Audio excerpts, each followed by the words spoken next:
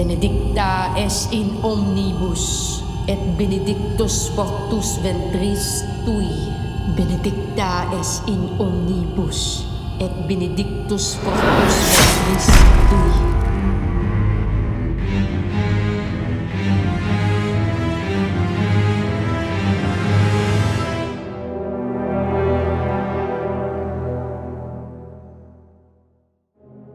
Ano, Nay? Tulog ka muna? Gigising ka.